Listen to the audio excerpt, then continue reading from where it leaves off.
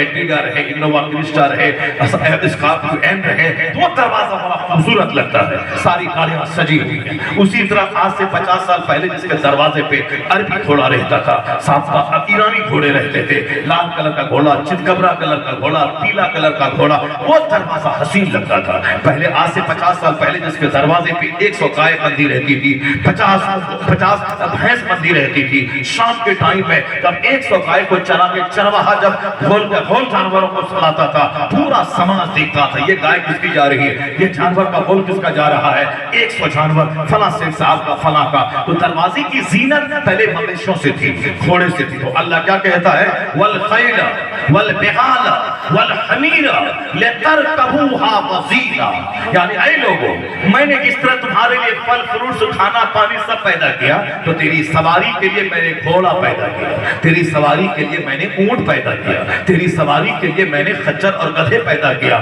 لترکبوها وزینا، تاکہ اس سے تو سواری کا کام لے اور زینت کا کام لے، دروازے کی خوبصورتی کا اور سواری کا کام لے اس سے۔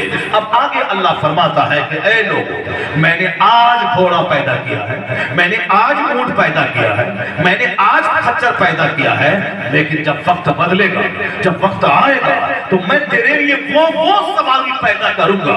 وَيَخْلُقُ مَا لَا تَعْلَمُونَ، اس آیت کریمہ کو غور سے پڑھیے، 1000 بار پڑھیے۔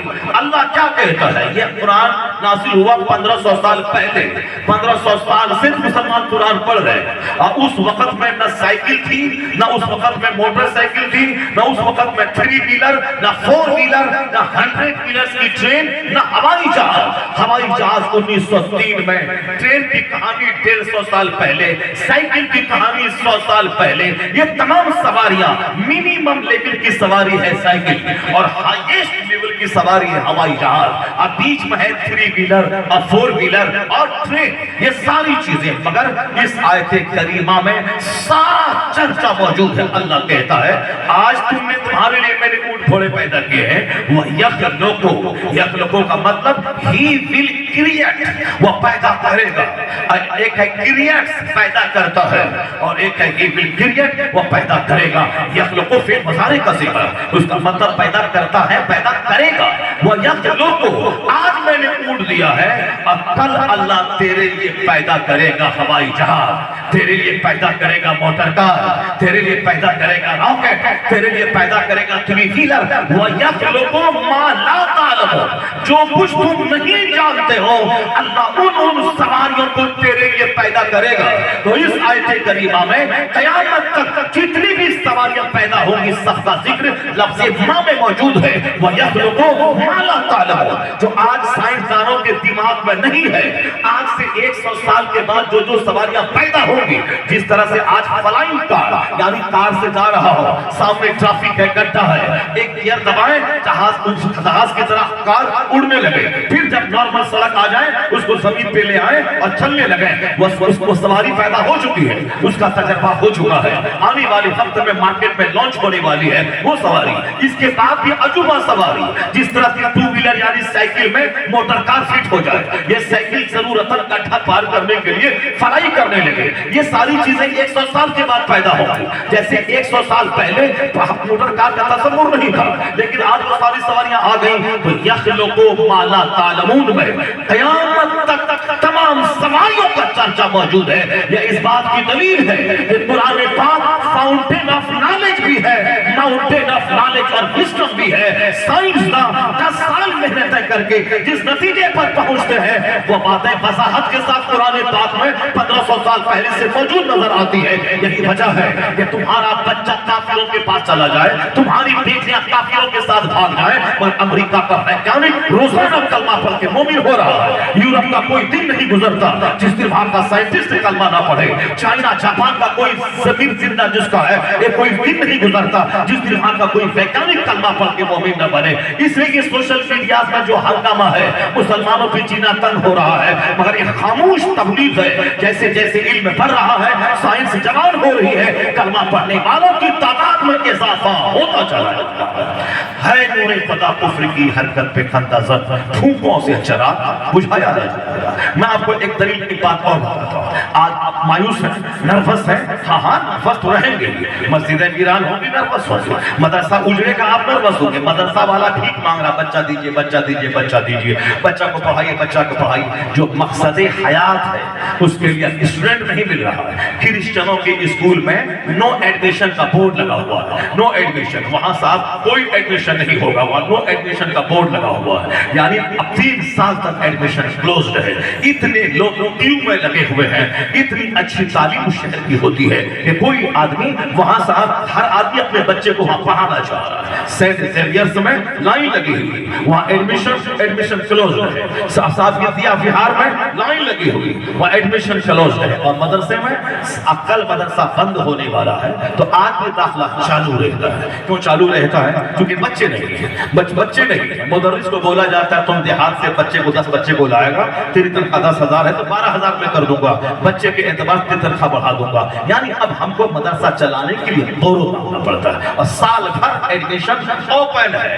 وہاں کرسچنوں کے اسکول میں ایڈمیشن کلوزڈ ہے۔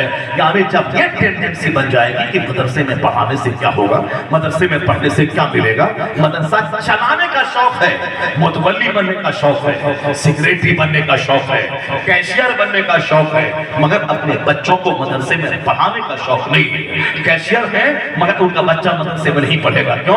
اے مولوی صاحب اپنے گاؤں دیہات سے اپنا چچیرا میں میرا بھائی کو لاؤ، وہ مدرسے میں یتیم خانہ ہے، یہ اناتھالیہ ہے، یتیم کا بچہ پڑھے گا، غریب مسلمان کا بچہ پڑھے گا۔ جب یہ ٹینڈنسی تمہاری ہو جائے کہ مدرسے میں صرف غریبوں کا بچہ پڑھے گا اور تمہارا بچہ دین سیکھنے کے نام پہ کچھ نہیں سیکھے گا، وہ فزکس کیمسٹری پڑھ کے انجینئر ڈاکٹر بن کے تو پیسہ کمانے والا بنے گا، یہ بتا دے مدرسہ تو اجڑے گا۔ آج مدرسے میں بھیک مانگی جا رہی ہے بچوں کی، کیونکہ کوئی پڑھانا نہیں چاہ رہا، نہ کوئی ماسٹر پڑھانا چاہ رہا، نہ کوئی انجینئر پڑھانا چاہ رہا، نہ کوئی ٹیچر پڑھانا چاہ رہا۔ چلو جہنم میں تو 1000 میں 999 لوگ جہنم جائیں گے۔ حدیث میں آیا ہے کہ 1000 میں 999 لوگ جہنم جائیں گے، صرف ایک بندہ جنت جائے گا۔ بس اسی سے جوڑ دیئے مصطفیٰ سچے، مصطفیٰ کا پیغام سچا، حضور نے جو کہا وہ بات سچی۔ اپنے من میں مٹھو بنتے رہیے کہ ہم جنتی ہیں، اور وہاں پتا چلا کہ جو ٹینڈنسی جو سوچ سمجھ ہے اس سوچ سمجھ کے اعتبار سے ٹھکانہ جہنم بنا ہوا ہے۔ 1000 میں 999 لوگ جہنم جائیں گے، صرف ایک بندہ جنت جائے گا۔ اس لیے زیادہ ٹینشن لینے کی ضرورت نہیں ہے۔ دنیا میں اگر شراب بڑھ رہی ہے، زنا بڑھ رہا ہے، ٹینشن لینے کی ضرورت نہیں ہے، کیونکہ اب دنیا کا وناش قریب آ رہا ہے، قیامت قریب آنے والی ہے۔ جب قیامت آئے گی تو شریروں پہ قیامت آئے گی، قیامت قریب آئے گی اس وقت جب کہ کوئی اللہ اللہ کہنے والا نہیں رہے گا، تو دھیرے دھیرے دنیا وناش کی طرف بڑھ رہی ہے۔ لوگ کہہ رہے ہیں کہ صاحب ہم نے مکان بنا لیا، اللہ کا اوپر فضل ہے، ہم نے ترقی کر لیا ہے۔ اور حضور کیا کہتے ہیں؟ جب دیکھنا کہ بکری کا چرانے والا، ننگے پاؤں رہنے والا، یتطاولون فی البنیان، اونچی اونچی عمارتوں پہ اترانے لگے تو سمجھ جانا قیامت قریب آ گئی۔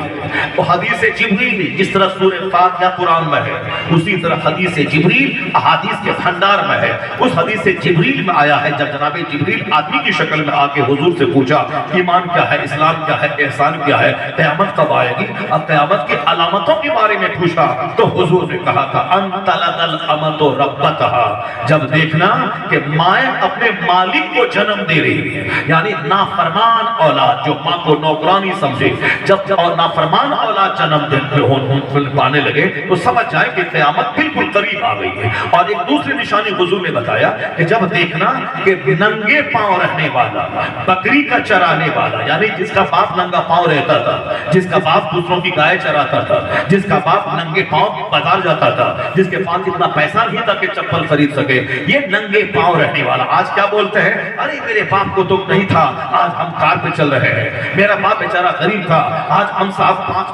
5 روم کا مکان زبردست بنا لیا ہے، میرے باپ کے پاس تو نہیں تھا، وہ تو نوکری کرتے تھے، آج ہم نے صاحب ایکٹیگا خرید لیا ہے۔ یہ کیا ہے؟ یہ بولتے ہیں فضل الہی ہے، یہ کیا بولتے ہیں؟ احسان ہے۔ اور حضور کیا کہتے ہیں؟ جب دیکھنا ننگا بدن، ننگے پاؤں، بکری کا چرانے والا اونچی اونچی عمارتوں میں فخر کریں تو سمجھ جانا قیامت قریب آ گئی ہے، یعنی یہ علامات قیامت ہے۔ تو مکان بنانا یہ فضل الہی نہیں ہے، گاڑی خریدنا یہ فضل الہی نہیں ہے۔ فضل الہی کیا ہے؟ متقی بننا، تقوی کو اختیار کرنا، نمازی بننا۔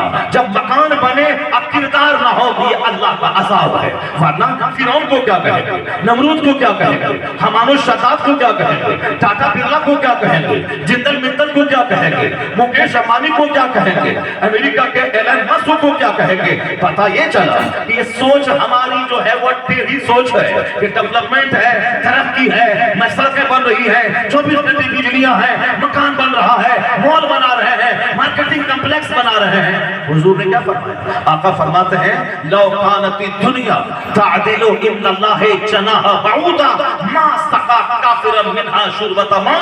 مصطفیٰ کہتے ہیں ہمارے پیغمبر اگر اس دنیا کا ویلو مچھر کے پر کے برابر ہوتا تو اللہ کافروں کو ایک گھونٹ پانی تک نہیں دیتا، ایک گھونٹ پانی تک کافروں کو نہیں ملتا۔ اگر اس دنیا کا ویلو مچھر کے پر کے برابر بھی اللہ کے نزدیک ہوتا، مچھر تو ایسے ہی چھوٹی مخلوق ہے، اس کا پر کتنا باریک ہے۔ حضور نے کیا کہا؟ لو کانت الدنیا عند اللہ جناح بعوضہ، یعنی مچھر کے پر کے برابر بھی اس دنیا کی اہمیت اللہ کے نزدیک ہوتی تو اللہ کافروں کو ایک گھونٹ پانی تک دنیا سے نہیں دیتا۔ اب جبکہ اس کو کھرپتی بنا رہا ہے، ارب پتی بنا رہا ہے، وہ کھرپتی بن رہا ہے، مہاسنکھ پتی بن رہا ہے۔ اس کا مطلب ہے مچھر کے پر سے بھی زیادہ ذلیل ہے یہ دنیا، اسی لیے اللہ ذلیلوں کو، دشمنوں کو زیادہ دنیا دیتا ہے۔ قرآن شریف میں ایک جگہ اللہ فرماتا ہے لولا ان یکون الناس امۃ واحدہ لجعلنا لمن یکفر بالرحمن لبیوتہم سقفا من فضہ ومعارج علیہا یظہرون ولبیوتہم ابوابا وسررا علیہا یتکئون وزخرفا۔ خوب ادھر ادھر کی چکنی چپڑی کہانی کامیڈی کہانی کم چل رہی ہے، لیکن یہ قرآن کیا کہہ رہا ہے؟ اللہ فرماتا ہے اگر سارے لوگوں کے کافر ہونے کا چانس نہیں ہوتا تو ہم اتنی دولتیں کافروں کو دے دیتے، ان کے مکان کی چھتیں چاندی کی بنا دیتے۔ ہمارا بچہ کافروں کا مکان دیکھ کر کے ہی یہ نروس ہوتا ہے، ان کی چمک دمک دیکھ کر کے ہی ان کے پیچھے ہماری بیٹیاں بھاگ رہی ہیں، ان کی نوکری، ان کا مال، ان کا مکان، ان کا ڈیولپمنٹ۔ مسلمان بیچارہ گائے بیچے، بیل بیچے، سائیکل بیچے، صاحب چپل بیچے، حاجی علی میں رومال بیچے، یہ عرب سعودی عرب جا کے اونٹ چرائے، بکری چرائے، وہاں جا کے مزدوری کرے، وہاں اور وہاں تو صاحب کمپنی ہے، فیکٹری ہے، مال و دولت ہے، انڈسٹریز اس کے پاس موجود ہے۔ تو اللہ نے کیا کہا؟ ذرا دیکھو غور سے، قرآن شریف میں ایک سورۃ کا نام سورہ زخرف ہے۔ زخرف کے معنی ہے ڈیکوریشن، زخرف کے معنی ہوتے ہیں گولڈ، زخرف کے معنی ہوتے ہیں اورنامنٹ۔ اسی لیے نے کہا گیا قرآن پاک کی تلاوت سے دل نرم ہوتا ہے، قرآن پاک کی تلاوت سے آنکھیں آنسو بہاتی ہیں، قرآن پاک کی تلاوت سے آدمی عاجز و خاکسار بنتا ہے، قرآن پاک کی تلاوت کرنے سے آدمی دیندار بنتا ہے۔ جب قرآن پڑھے گا تب نہیں، قرآن سمجھے گا تب نہیں۔ اللہ نے کیا کہا؟ اگر سارے لوگوں کے کافر ہونے کا چانس نہیں ہوتا تو اللہ کافروں کو اتنی دولت دیتا، ان کے مکان کی چھتیں چاندی کی بنا دیتا۔ ابھی تم فیکٹری دیکھ کے پاگل ہو رہے ہو، اللہ اتنی دولت دیتا کہ ان کے مکان کی چھتیں چاندی کی بنا دیتا۔ یہ کوئی مولوی صاحب، یہ کوئی اعلیٰ حضرت نہیں کہہ رہے، قرآن شریف میں وَلِبُیُوتِهِمْ أَبْوَابًا وَسُرُرًا عَلَيْهَا يَتَّكِئُونَ وَزُخْرُفًا۔ ان کے مکان کے فرنیچر، ان کے مکان کے دروازے، ونڈوز اور ڈور اللہ سب سونے چاندی کی بنا دیتا۔ 26ویں پارے میں زخرف نام کی صورت ہی ہے۔ زخرف کے معنی ہوتے ہیں اورنامنٹ، زخرف کے معنی ہوتے ہیں گولڈ، سجاوٹ۔ اللہ اتنی دولت کن کو دیتا ہے؟ جو اللہ کو گالی دیتا ہے، جو اللہ کو ایک نہیں مانتا ہے، جو بولتا ہے کہ کوئی خدا نہیں ہے، ناستک ہے۔ اللہ کہتا ہم ان ناستکوں کو، اپنے دشمنوں کو اتنی دولت دے دیتے کہ ان کے مکان کی چھتیں چاندی کی بنا دیتے۔ اگر ایسا کر دیتے تو دنیا کا کوئی ایک بندہ مسلمان نہیں بچتا، وہ سب ان کے مکان کی چھتیں، ان کے دروازے، ان کے سونے چاندی کے فرنیچر دیکھ کے سب کافی ہو جاتا۔ اس لیے ہم نے ایسا نہیں کیا۔ مگر اللہ آگے فرماتا ہے اگر ہم ایسا کر بھی دیں، مشرکوں کے مکان کو چاندی سونے کا بنا بھی دیں، تو کتنے دن تک اس مکان میں رہے گا وہ؟ 70 سال، 80 سال؟ 70 80 اللہ کے نزدیک 1 منٹ ہے، تو 70 80 سال 1 منٹ تو کتنے دن تک رہے گا؟ اس کے بعد کہا جائے گا، اس کے بعد تو پھر میرے پاس آئے گا، ہم بتا دیں گے کہ دنیا میں تم کیسے جی ہو، اب جہنم کی آگ میں چلا کے بتا دیں گے۔ اور اللہ فرماتا والآخرۃ عند ربک للمتقین، اللہ کہتا ہے اے مسلمان آخرت کی ساری نعمتیں، سونے چاندی کا سارا مکان، ہر نگاہ تک جنتی کا اپنا گھر، 70 حوریں، پاکیزہ شراب اور دودھ کی نہریں، وہاں کی جو تصور میں نہ آنے والی نعمتیں ہیں، وہ ساری نعمتیں ان کے لیے محفوظ ہیں جو دنیا میں اللہ سے ڈرے گا، اپنا دامن دنیا سے بچائے گا۔ وہ 70-80 سال 1 منٹ کی طرح گزر جائیں گے اور سدا کی جنت اللہ اس کی تقدیر میں لکھ دے گا۔ والآخرۃ عند ربک للمتقین، اللہ فرماتا آخرت کی ساری بھلائی نیک لوگوں کے لیے، متقی کے لیے ہے، جو دنیا میں صبر کرے گا، اپنے نفس پہ کنٹرول کرے گا، جو دنیا میں کافروں کی دولتوں کو دیکھ کر للچائی نگاہ سے نہ دیکھے اس کی طرف مائل نہیں ہوگا۔ اس لیے اپنے بال بچوں کو بچانے کے لیے اپنے گھر میں آخرت کا چرچا کرنا ہوگا، نیک لوگوں کا چرچا کرنا ہوگا، حضور کا ذکر کرنا ہوگا کہ سرکار کے گھر میں 2 مہینے چولہے میں آگ نہیں سلگتی تھی۔ حضرت مولا علی فاطمہ الزہرا جو سرکار کے داماد سرکار کی بیٹی ہیں، ان کے گھر میں 3 دن سے فاقہ ہے، مگر جو یہودی کے یہاں سے آٹا قرض لا کے روٹی بنی تھی یہ یتیم مسکین اور قیدی کو دے دیا گیا۔ ان کے گھر میں فاقہ تھا۔ سرکار دو جہاں جس بستر پہ سوتے تھے اس کے نشانات آپ کے جسم اقدس پہ ابھر آتے تھے۔ یہ ساری چیزیں کہنے سننے کے لیے ہیں، باقی کافروں کی طرف مکان سجائیے اور جنت تو پکی ہے، دنیا میں بھی آرام سے رہیے اور جنت پکی ہے۔ یہاں نمازیں چھوڑیے، جنت پکی ہے۔ یہاں کافروں کی طرف دندناتے ہوئے روزی کی تلاش میں پھرتے رہیے، ساری نمازیں قضا کر کے چھوڑ کر کے، اور جنت پکی ہے، دنیا بھی رہے اور جنت بھی پکی رہے۔ اللہ نے تو وعدہ کیا ہے اگر تم ایمان لاؤ، اچھا کام کرو گے، میرے محبوب کی غلامی پیروی کرو گے تو یہاں بھی عزت و راحت دیں گے اور مرنے کے بعد جنت دیں گے۔ تو مسلمان مشرکوں کو دیکھے گا تو تباہ و برباد ہو جائے گا۔ مصطفیٰ جان رحمت پہ نظر رکھے، قرآن پاک کی تلاوت کرے، اپنے بال بچوں کو قرآن پڑھائے اور اپنے گھر میں روزانہ دین کا چرچا کرے۔ اگر گھر میں انیتاب کا چرچا ہوگا تو بچہ کا ہیرو ہونا طے ہے۔ اگر گھر میں کرینہ کا چرچا ہوگا، لڑکیوں کا کافروں کے ساتھ بھاگنا طے ہے۔ اگر گھر میں غوث کا چرچا ہوگا، خواجہ کا چرچا ہوگا، اعلیٰ حضرت کا چرچا ہوگا، حسن کریمین کا چرچا ہوگا، متقین کا چرچا ہوگا، صالحین کا چرچا ہوگا، قرآن پاک پڑھنے والوں کا چرچا ہوگا، ائمہ مجتہدین کا چرچا ہوگا۔ تو جس طرح فلم کے ایکٹر کا چرچا ہو تو فلمی ایکٹر بننا طے ہے، اسی طرح صالحین کا چرچا ہو تو بچوں کا جنتی نیک بننا طے ہے۔ اس لیے اپنے گھروں میں روزانہ قرآن پاک کی تلاوت کا ماحول پیدا کیجیے، روزانہ اپنے گھر میں بزرگان دین کا چرچا کیجیے، 5 منٹ کے لیے صحیح ضرور اپنے بال بچوں کے سامنے بزرگوں کا چرچا کیجیے۔ امام حسن رضی اللہ تعالی عنہ کے پاس 40,000 لوگ تھے کہ ہم آپ کی طرف سے لڑیں گے اور اپنی گردن کٹا دیں گے، آپ خلافت کا لگام سنبھالے رکھیے۔ مگر امام حسن نے مسلمانوں کو خون ریز جنگ سے بچانے کے لیے خلافت حضرت امیر معاویہ رضی اللہ تعالی عنہ کو سپرد کر دیا، خود درویش کی طرح زندگی بسر کرنے کے لیے مدینہ شریف آ گئے۔ جب مدینہ شریف آ گئے تو لوگوں نے کیا کہنا شروع کیا؟ شیم شیم کہنا شروع کیا۔ لوگوں نے کہا شرم ہے، یا مسلمانوں کے لیے شرم ہے۔ کیوں؟ 40,000 عرب ان کی طرف سے لڑنے کو تیار تھے، مگر انہوں نے بزدلی دکھا کر کے امیر معاویہ کو خلافت دے دی اور بزدل بن کے مدینے میں آ گئے۔ کیا کہنے لگا؟ آر المسلمین ہے، وہ ڈنکا بجانے والا مولائی ہو گیا اور صرف امیر صحابی رسول کو گالی دینے والا مولائی ہو گیا۔ جب تک جہالت بڑھے گی تب تک اسی طرح سے نئے نئے فتنے پیدا ہوتے جائیں گے۔ اگر ایمان بچانا ہے تو علم حاصل کرنا ہوگا، ایمان بچانا ہے تو اس دور میں اعلیٰ حضرت فاضل بریلوی کی فکر سے اپنے آپ کو قریب رکھنا ہوگا، ورنہ جاہلوں کی ایک بڑی تعداد ہے جو تازیہ لے کے بیٹھی ہے، جو صاحب اگالدان لے کے بیٹھی ہے، جو لہمان اور اگربتی لے کے بیٹھی ہے، جو مذہب کی چادر لے کے بیٹھی ہے، ایک بڑی تعداد ہے۔ نماز روزہ کچھ رکھنا نہیں، چرس پینا ہے، چرسیوں اور صاحب چرس پینے والا، افیم پینے والا، یہ اپنے آپ کو کہتا ہے میں مولائی ہوں، میں مولا علی علی کا دیوانہ ہو. مولا علی کو جس دن پڑھ لے گا ساری باتیں بھول جائے گا. مولا علی صابرین کے سردار ہیں. مولا علی بہادروں کے سردار ہیں. مولا علی سچے عاشق رسول ہیں. مولا علی صدیق عمر عثمان کی قدر کرنے والے ہیں. ان کے پیچھے نماز پڑھنے والے ہیں. ان کو اپنا امام ماننے والے ہیں. یہ 14 صدیاں گزر جانے کے بعد آج یہ ناچنے والا، ڈھول بجانے والا، یہ اپنے آپ کو مولا علی کا وفادار سپاہی کہتا ہے. ریکارڈنگ بجا کے، گانا بجا کے، قوالی بجا کے، علی علی کر کے یہ ساتھ مولا علی کے وفادار بن رہے ہیں. مولا علی علی کرنے سے وفادار نہیں ہوگا. جو مولا علی کی سیرت پڑھے گا، جو ان کی تاریخ پڑھے گا، جو ان کی سیرت پہ عمل کرے گا، وہ سچا مولائی ہوگا. ذرا دیکھیں مولا علی کا بیٹا امام حسن.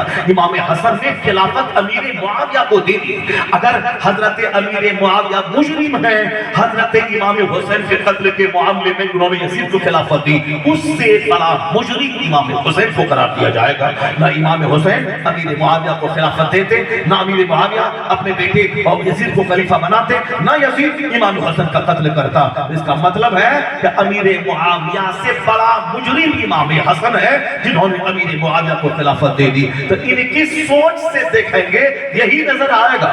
لیکن اگر اسلامی سوچ سے دیکھیں گے، حدیث کی سوچ سے، حدیث کی روشنی میں دیکھیں گے تو دیکھیں گے کہ امیر معاویہ صحابی رسول ہے، ان کا کوئی قصور نہیں ہے. انہوں نے اپنے بیٹے کو اگر خلافت دے دی ہے، باپ کے انتقال کے بعد بیٹا اگر بے لگام ہو جائے، اہل بیت کا قاتل ہو جائے، اس میں باپ کا کوئی قصور نہیں ہے. حضرت نوح علیہ السلام پیغمبر رسول ہے، رسول اولو العزم رسول ہے. ان کا بیٹا کافروں کے ساتھ رہا، کافر مرا. تو اب اولو العزم رسول کا بیٹا جب کافر کا کافر رہا، تو پھر ایک صحابی کا بیٹا اگر اہل بیت کا قاتل ہو کے فاسق ہو گیا، تعجب کی کیا بات ہے. جو صرف ہسٹری پڑھے گا، جو اپنے دماغ پہ سوچے گا، وہ تباہ و برباد ہوگا. لیکن جو قرآن پڑھے گا، لیکن جو حدیث پڑھے گا، جنہوں نے قرآن حدیث کو سمجھا، ان بزرگوں کو پڑھے گا، وہ تباہ و برباد نہ ہوگا. جب امام حسن نے خلافت دے دی، مدینہ آ گئے، خاموش درویش کی طرح زندگی بسر کرنے لگے.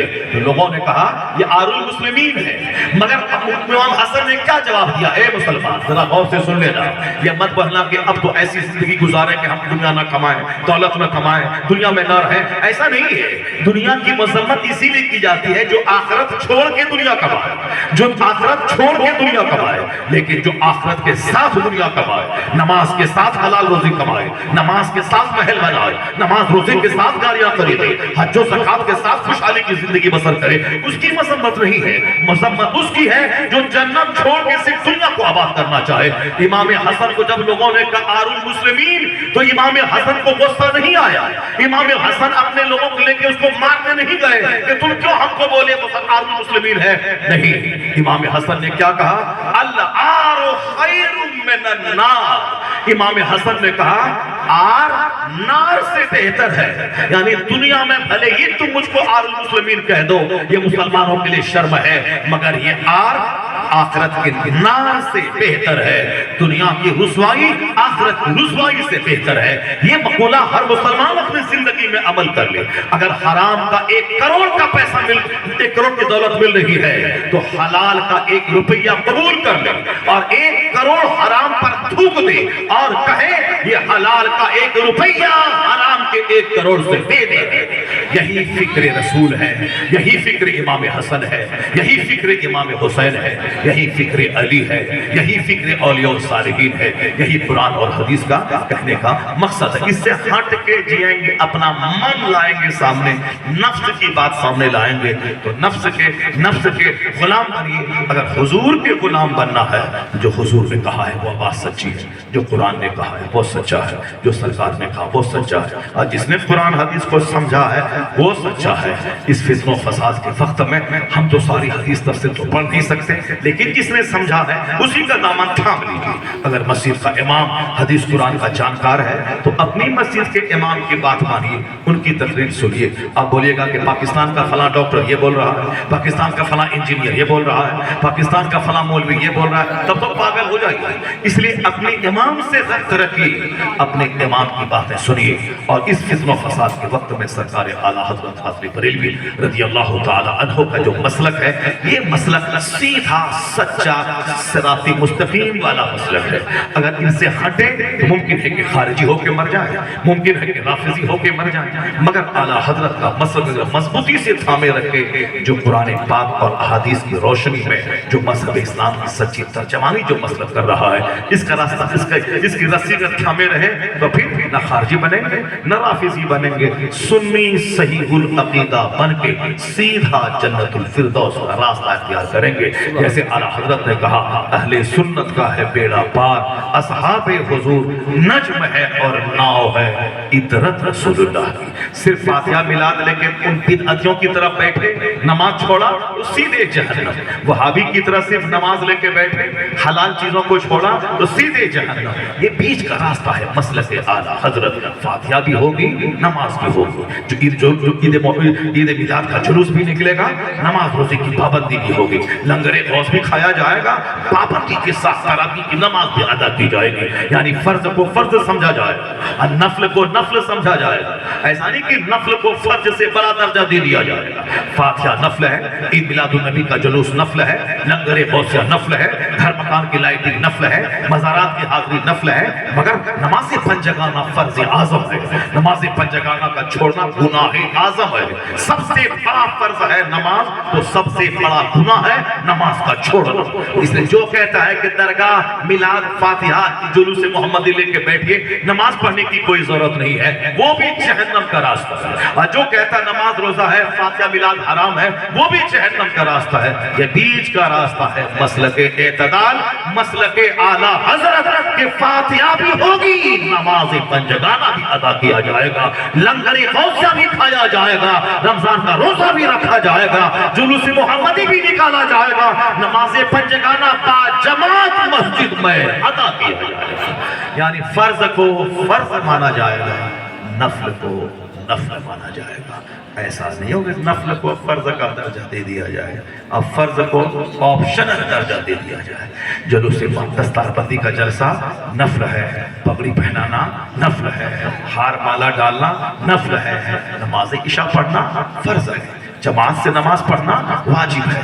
ایسا نہیں کہ صاحب جلسہ ہے نمازی غائب ہے، کارڈ چھپائی ہے نماز غائب ہے، روم سجانا ہے نماز غائب ہے، اپنے گھر سماج کی پھوپھی چچی ممی پھپھیری چچیری بہن کو بنانا ہے نماز غائب ہے۔ نہیں، جو فرض ہے وہ سب سے سپہ اول ہے، نفل نفل ہے، فرض فرض ہے۔ کوئی نفل قبول نہیں ہوتا جب تک کہ بندہ فرض ادا کرے۔ یہی حقیقی اسلام ہے، یہی حقیقی اہل سنت ہے۔ اس کے علاوہ من کی باتیں مانیے، من کی باتیں اتخذ الہہ ہوا۔ کافروں نے اپنی نفسانی خواہش کو خدا بنا لیا۔ نفس کی نہیں ماننا ہے، مصطفیٰ کی ماننا ہے، اللہ کی ماننا ہے۔ اللہ تبارک و تعالی ہم کو آپ کو سبوں کو قرآن پڑھنے، قرآن سمجھنے، قرآن پاک پر عمل کرنے اور قرآن پاک جہاں اس کی تعلیم ہوتی ہے اس درسگاہ کو پروان چڑھانے کی توفیق عطا فرمائے، آمین۔ وآخر دعوانا الحمدللہ رب العالمین۔ السلام علیکم ورحمۃ اللہ وبرکاتہ۔